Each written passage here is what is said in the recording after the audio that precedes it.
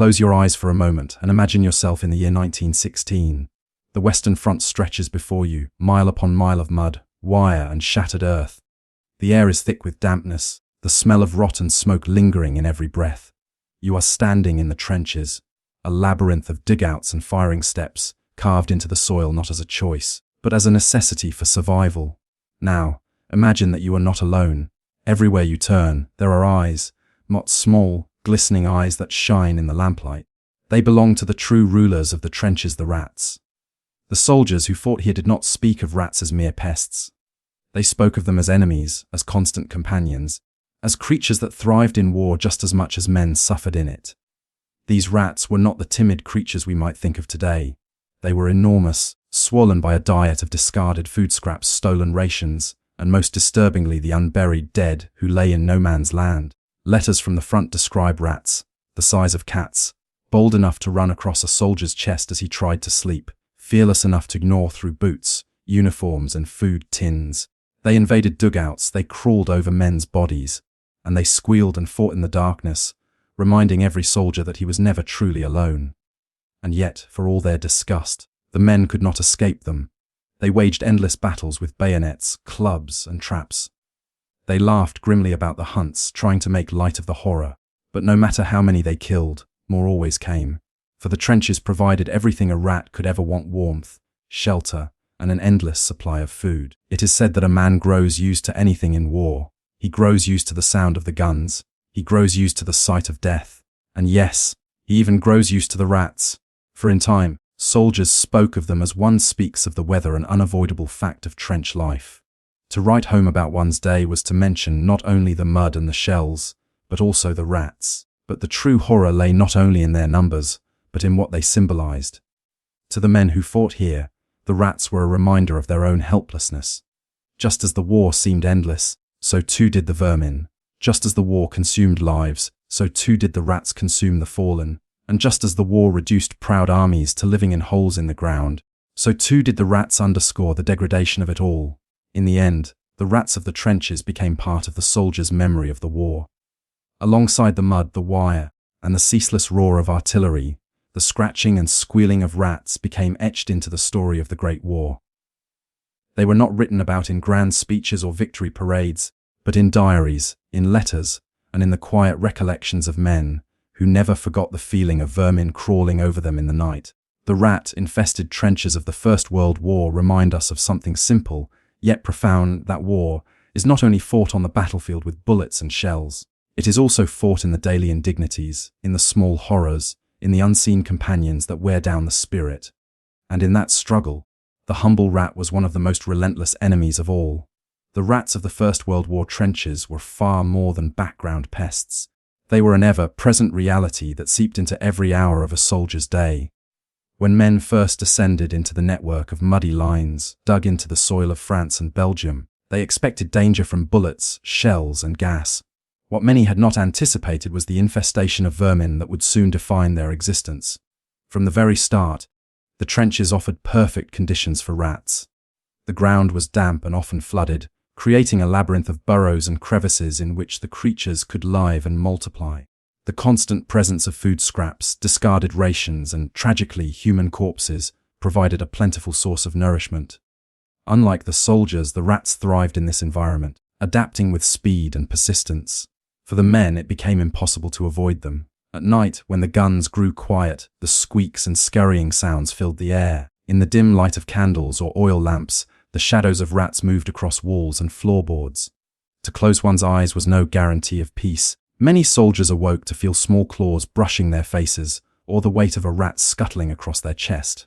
Such experiences were not rare but common, and the men soon accepted them as a routine part of life underground. Letters and diaries are filled with testimonies about the size and boldness of these trench rats. Many grew so large from the abundance of food that men compared them to cats or small dogs. Unlike the timid house rats familiar in peacetime, these vermin were fearless. They darted openly through dugouts, gnawed at packs and boots, and tore through food tins with ease. Soldiers who left bread beside them at night would find it half devoured by morning. Worse still was the knowledge that the rats were feeding not only on rations, but on the remains of fallen comrades left in no man's land, or hastily buried in shallow graves. Men reported seeing rats tugging at the flesh of the dead, dragging away pieces of uniform, or gnawing on exposed hands and faces. To know that one's own body might meet the same fate in death filled soldiers with a quiet horror they rarely spoke aloud. The rats were not simply nuisances, they were reminders of mortality and the grim realities of trench existence. Their numbers seemed limitless. No matter how many were killed, more always appeared. Soldiers devised every method they could imagine to combat them: traps made from tins and bait, makeshift weapons fashioned from bayonets or clubs, and even the introduction of terriers or cats into the trenches. Some regiments organized hunts for sport, turning the extermination of rats into a brief distraction from the monotony of trench duty. Men cheered as they cornered and dispatched their small foes, counting kills with pride. Yet beneath the bravado lay frustration. The victories were fleeting. For every rat killed, a dozen more seemed to return. The trenches provided such ideal breeding grounds that the population grew faster than the soldiers could ever reduce it. Rats became woven into the daily rhythms of trench life. Men adjusted their habits to avoid them, tying up food, hanging belongings from beams, and tucking their blankets tightly around their bodies at night. Still, the creatures always found a way. They chewed through sandbags, gnawed at rifle straps, and even bit sleeping men. There were reports of rats crawling into boots or packs left unattended, their droppings contaminating everything they touched. Hygiene, already a near impossible task in the trenches, was further undermined by this constant infestation. When soldiers ate, rats gathered around them, waiting for scraps. When men wrote letters home, rats darted at their feet. Even in the rare moments of silence, the faint scratching in the walls reminded them that the creatures were never far away. The psychological toll of living alongside such relentless companions was immense. Soldiers described feelings of disgust, irritation, and even helplessness. The rats symbolized the filth of the trenches, a visual and tactile reminder that their lives had been reduced to survival in a world of mud and vermin. The very thought of lying down to sleep knowing rats would crawl over them eroded morale. For new recruits, the sight of rats was shocking and disturbing, but for veterans, it became another burden they carried with wary resignation. To endure meant to accept, and in time, many soldiers spoke of the rats with the same flat tone they used to describe rain or shell fire. They had become normal, but never comfortable. Yet for all the disgust they inspired, rats were also objects of fascination. Their adaptability mirrored the endurance required of the soldiers themselves. Just as men endured bombardments, so too did the rats. Just as soldiers foraged for food in desperate conditions, so too did the vermin. Some men even begrudgingly admired the rats' cunning and persistence. In their darkest moments, a few soldiers joked that the rats might outlast the war, that when the armies had gone home, the true victors left in the trenches would be these creatures. Such gallows humor was typical of the front, a way of coping with the unbearable through mockery and irony. But jokes did not erase the deeper unease. Rats were tied to the very essence of trench life. They multiplied in filth, and their presence was inseparable from the mud, the stagnant water, and the stench of decay. To speak of trenches was to speak of rats, just as one spoke of lice, mud, and constant hunger. Their companionship was forced, their presence unavoidable. They followed men wherever they went, infesting not only the firing lines but also the reserve trenches and even the billets behind the front. In this way, they blurred the boundaries between rest and duty. A soldier might escape shellfire by rotating to the rear, but he could never escape the rats. They were constant companions, relentless, unyielding, as much a part of the war as the roar of the guns. The effect on the imagination was powerful. Rats came to represent something larger than themselves: the futility of effort, the endlessness of suffering, the impossibility of escape. Soldiers who lay awake at night listening to their squeaks could not help but feel that the war itself was embodied in these creatures, an ever-present weight, feeding, consuming, enduring. Rats were the unspoken symbol of a world turned upside down, where men lived in holes in the ground and fought to preserve their food and bodies from vermin. And in this strange, inverted reality, the rat thrived where men wasted away. They were companions in the true sense of the word, for they shared every hardship of trench life. They endured the same mud, the same cold, the same bombardments. Yet unlike men, they seemed to thrive in it. This contrast magnified the soldiers' sense of degradation, as though nature itself mocked their suffering. The soldiers were reduced to conditions in which rats flourished. To know that an animal despised as vermin could outlive and outlast them was an insult few could put into words, But many felt keenly in their hearts. The relentless companionship of the rats thus shaped every aspect of trench life. They could not be ignored, they could not be defeated, and they could not be escaped. Wherever soldiers went, the rats were there first, waiting, watching, feeding, multiplying. To fight them was futile, to accept them was degrading, and to live with them was unavoidable. They became, in every sense, relentless companions of the First World War, creatures that defined the daily existence of men in ways as profound as the shells and the mud. The psychological impact of rats in the trenches of the First World War cannot be overstated, for their presence reached far beyond the physical nuisance of stolen rations and gnawed uniforms. They struck at the minds of soldiers, eating away at morale in a way that artillery and bullets could not. The sight of rats was a daily reminder of the degradation of human life in the war. Men who had once lived ordinary lives, working in shops, studying in schools, farming in fields, now found themselves reduced to crawling in mud alongside vermin. The filth, the noise, the constant scurrying all added layers of discomfort that grew into a form of psychological torture. Unlike an artillery barrage, which had a beginning and an end, the rats were perpetual. They were there in the morning, at night, during rest periods, and even during lulls in fighting. Their ceaselessness wore down the mind, leaving men with the sense that their enemy was not only across no man's land, but inside their very shelters. The symbol of the rat became tied to the futility of war itself. Soldiers began to associate them with the endlessness of the conflict, for no matter what efforts were made to rid the trenches of these creatures, more always came. Just as assaults gained ground only to be lost again, so too were rats killed only to return in greater numbers. The struggle against them mirrored the futility of the larger war, and in this way the rats amplified the sense of hopelessness that often settled upon the men. They became part of the psychological environment of despair, constant proof that the trenches were places where life had been inverted, where everything natural was turned upside down. The rats' boldness was particularly unnerving. Unlike enemies who stayed behind their own lines, rats invaded without fear. They scuttled across men's bodies as they slept, chewed through uniforms while men wore them, and gnawed on boots that soldiers needed for survival. They did not wait for men to be absent or distracted. They came into their very space, claiming the trenches as their own. This invasion of personal boundaries had a profound mental effect.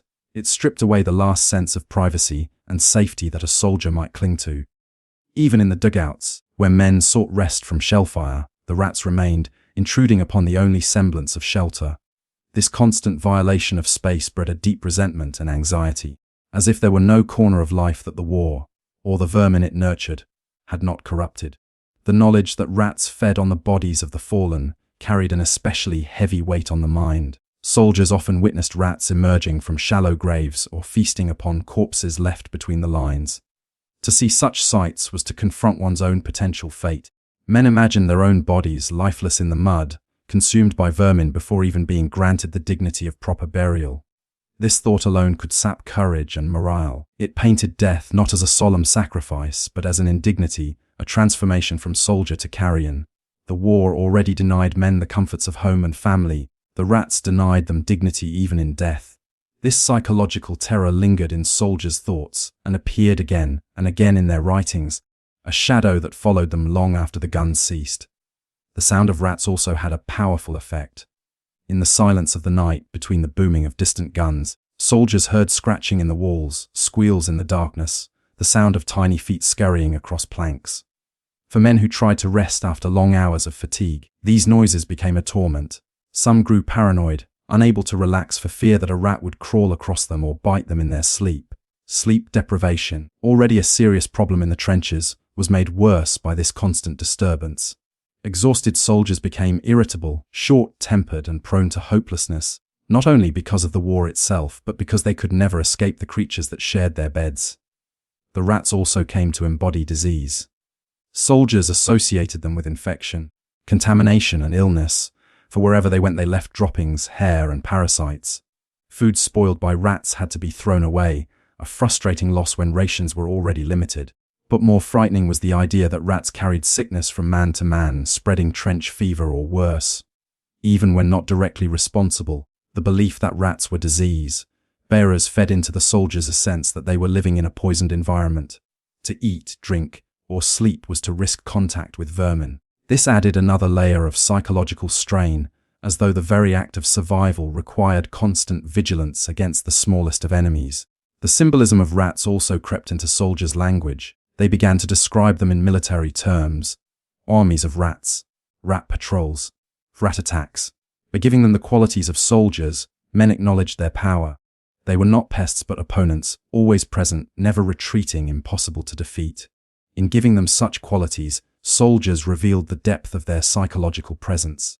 The rat became more than an animal. It was a metaphor for the enemy, for the war, for futility itself.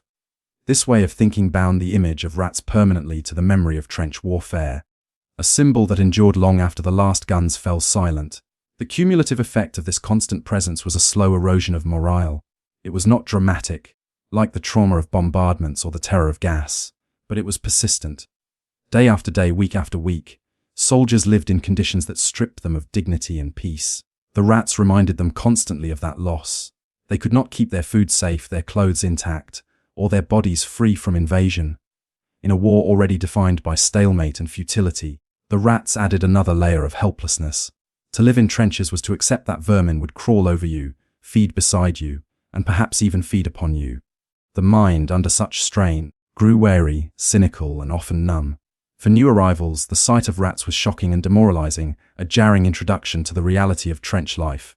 For veterans, it became part of the background, yet even then, it weighed upon them. The numbness itself was a psychological scar, for to accept such degradation as normal was to accept a world turned upside down. Rats, in their persistence, stripped away the line between what men considered human life and what they now endured. In doing so, they left behind memories not only of war, but of humiliation, filth, and the deep corrosion of the human spirit. The spread of disease within the trenches of the First World War was one of the most insidious threats faced by soldiers, and rats played a crucial role in amplifying this danger. The conditions of trench life were already conducive to illness. Stagnant water pooled at the bottom of dugouts, mud clung to every surface, sanitation was rudimentary at best, and medical supplies were often stretched thin. Into this fragile environment came the rats, breeding in extraordinary numbers, moving freely between dugouts, latrines, kitchens, and even the bodies of the dead. Their presence turned the trenches into breeding grounds for disease, not only through the direct spread of parasites but also by contaminating food, water, and clothing.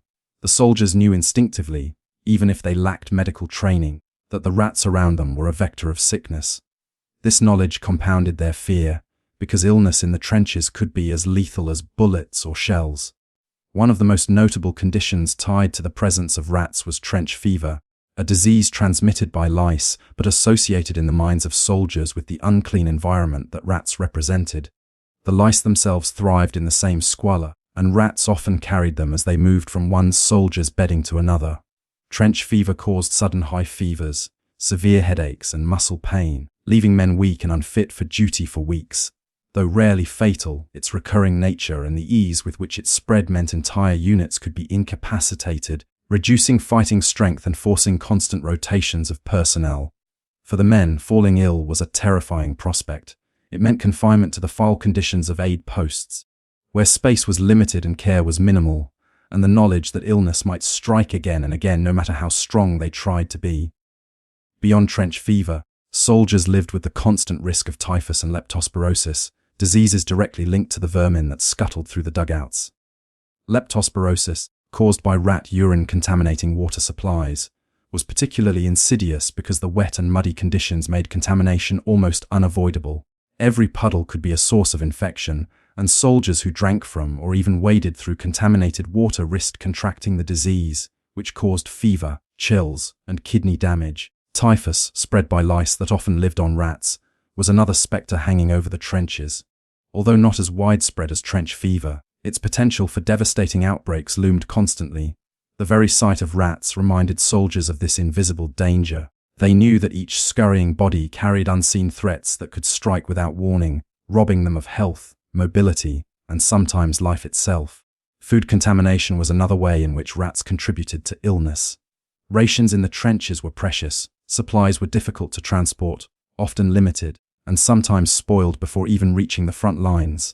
To lose food to rats was not only disheartening but dangerous. Rats gnawed through sacks of flour, chewed at loaves of bread, and left droppings in tins of meat. Soldiers, often too hungry to waste supplies, sometimes ate food they suspected had been contaminated, increasing the risk of gastrointestinal illness. Dysentery, caused by bacteria spread through contaminated food and water, ravaged many trench populations, bringing severe diarrhea, dehydration, and weakness. The presence of rats ensured that dysentery was a constant threat, and every meal came with the unspoken question of whether it might lead to another round of illness. Eating, which should have provided comfort, became another source of fear. Rats also carried fleas, ticks, and mites, all capable of spreading disease among weakened soldiers. Each bite caused itching and irritation, which in the filthy conditions of the trenches often led to open sores that became infected. Infections in such environments could be catastrophic. Without proper treatment, even small wounds festered, spreading gangrene or blood poisoning. Soldiers knew that something as minor as a rat bite could spiral into life-threatening illness. And this awareness weighed on their minds as they endured sleepless nights filled with the sounds of rats moving about. They had to worry not only about the enemy across no man's land, but about the vermin sharing their space, delivering injury and infection through their very presence. The link between rats and the dead was another source of disease and dread. Rats thrived on the corpses left in no man's land, feeding and nesting in them before returning to the trenches. In this way, they acted as bridges between the living and the dead, carrying with them whatever pathogens lingered on decaying flesh. Soldiers often spoke of rats growing unnaturally large from their constant feasting, their bloated bodies a grotesque reminder of the contamination they spread. Each rat that crossed the trench floor carried the suggestion of death, not only in the metaphorical sense, but in the very real possibility of carrying infection from corpses back to the living. Psychologically, the fear of disease was as destructive as the disease itself. Soldiers had little control over sanitation or supplies, and they often lacked the means to protect themselves from rats. This sense of helplessness deepened the terror. They might avoid enemy fire through caution or survive bombardments through luck. But against disease spread by vermin they were almost powerless. The mere act of lying down to rest, eating a ration biscuit, or drinking from a canteen carried invisible risks. The rats reminded them daily that their bodies were fragile, vulnerable not only to steel and fire, but to microbes that thrived in the mud. The unpredictability of illness, combined with the ubiquity of rats, created an atmosphere of constant unease. The medical system at the time was also unprepared to handle the full scope of rat-related disease. Field hospitals were overwhelmed with casualties from combat, leaving little space for those suffering from infection or illness. Soldiers who contracted rat-related diseases often endured long waits for treatment, sometimes in conditions that worsened their ailments. When they were sent to the rear for recovery, they carried with them the memory of vermin-infested trenches, dreading the day they might be returned to the same conditions. Many never fully regained their strength, the cycle of illness and partial recovery draining their stamina and morale. The knowledge that a return to the front meant renewed exposure to rats and disease weighed heavily on those who survived initial bouts of sickness. The impact extended beyond the individual soldier to entire units. Outbreaks of illness could cripple fighting forces, reducing manpower and lowering efficiency. Commanders recognized the problem but were largely powerless to stop it. Efforts to control rat populations, such as introducing cats or terriers into the trenches, met with limited success. Poison was used, but rats adapted quickly, and their sheer numbers overwhelmed attempts at extermination. The persistence of rats, coupled with their role in disease transmission, became a grim reality that both soldiers and commanders accepted as part of trench warfare. This acceptance, however, did not lessen the dread. If anything, it magnified it. For to resign oneself to the inevitability of disease was to accept a slow erosion of life that no amount of bravery could prevent. Letters and diaries from the front often reflected this dual fear of death by violence and death by disease.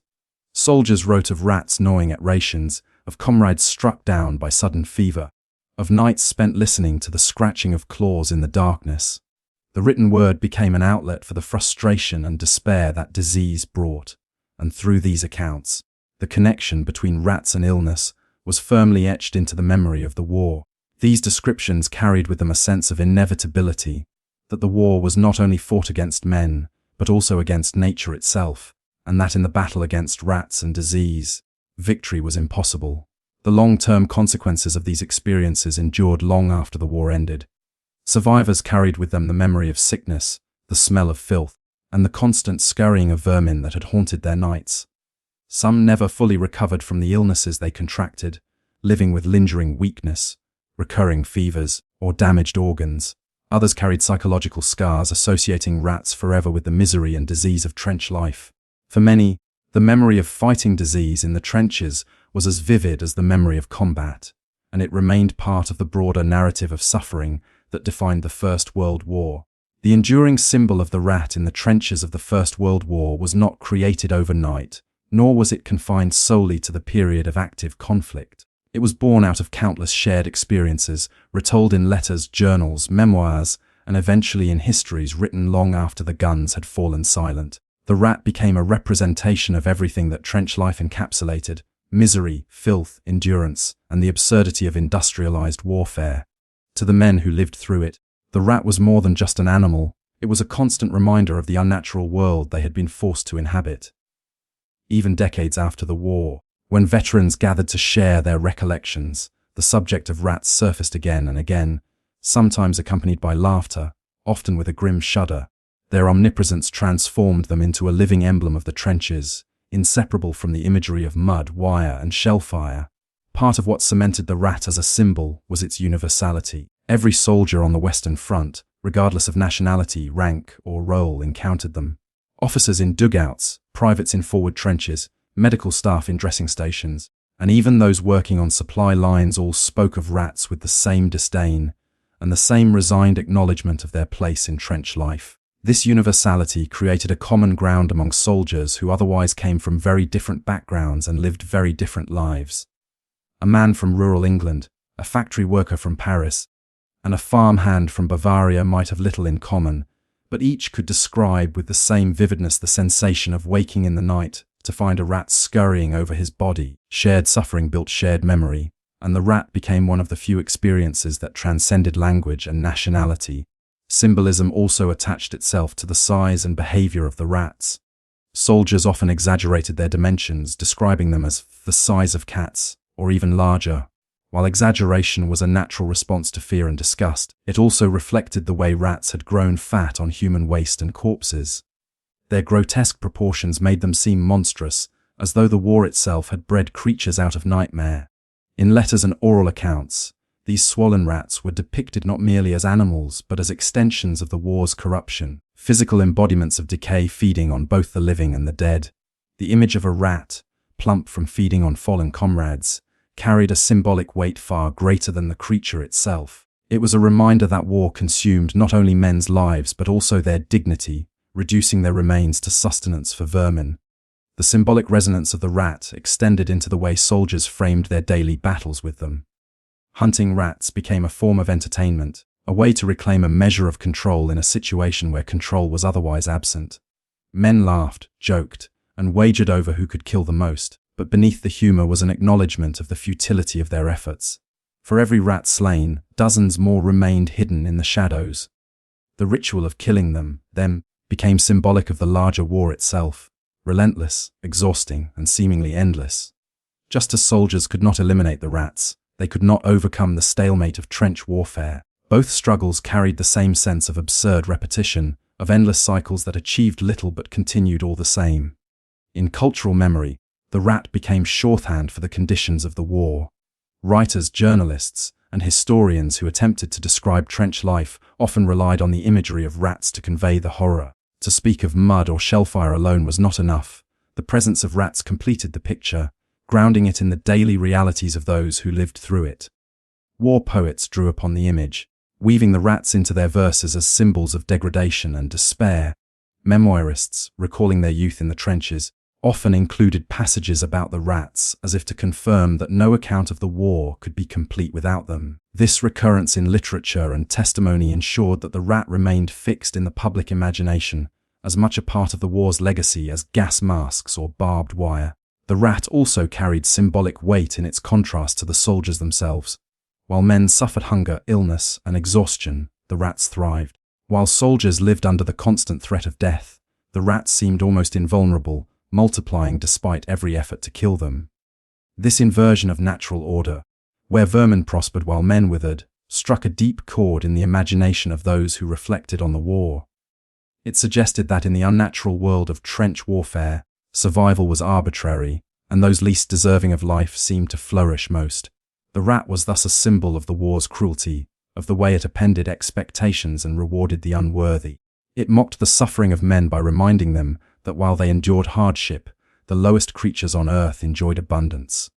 Even the sound of rats became symbolic in memory. Veterans described the scratching, squealing, and scurrying that filled the night as a kind of soundtrack to their time in the trenches. These noises were as familiar as the whistle of shells or the crack of rifle fire, and their persistence embedded them into the sensory memory of war. To recall the trenches was to recall not only the sights and smells, but the constant sound of rats moving unseen in the dark. These sounds became symbolic of vigilance and sleeplessness, of the impossibility of peace even in moments of supposed rest. For many, the memory of those sounds haunted them long after the war, a reminder of nights spent waiting for dawn in the company of vermin. The enduring symbol of the rat also extended beyond those who had fought. In the years after the war, as societies sought to understand what their soldiers had endured, the stories of rats filtered into public consciousness. Families read letters from their sons and husbands describing vermin-infested dugouts. Newspapers carried accounts that highlighted rats as part of the everyday horror of the front. Later, films and novels included them as part of the visual and narrative shorthand for trench life. Audiences who had never set foot in a trench could still imagine its conditions by picturing mud, wire, and rats. In this way, the rat became part of the collective imagination of war, a symbol accessible to all, not just those who had endured it firsthand. The durability of this symbol was reinforced by its simplicity. Unlike complex military strategies or abstract political causes, the image of a rat was immediate, visceral, and universally understood. Anyone could grasp its significance. A single mention of rats in a trench conjured an entire atmosphere of filth, fear, and degradation. That simplicity ensured the image endured across generations. As the war receded into history, the symbol of the rat required no lengthy explanation. It spoke for itself, carrying with it the accumulated weight of testimony, memory, and representation. The rat also came to symbolize the persistence of memory itself. Just as rats could not be eradicated from the trenches, so too could the memories of trench life not be erased from the minds of those who had lived it. They resurfaced in dreams, in conversations, and in the pages of memoirs, much as the rats themselves have surfaced in dugouts and sleeping quarters. For many veterans, recalling the rats was a way of recalling the entirety of their experience, a detail that captured the essence of the war in a way few other images could. To speak of the rats was to speak of the filth, the fear, and the futility all at once. In this way, the rat became more than an animal that lived in the trenches. It became an enduring symbol of the war itself, inseparable from the memory of those years and preserved in the stories that continued to be told long after the guns had gone silent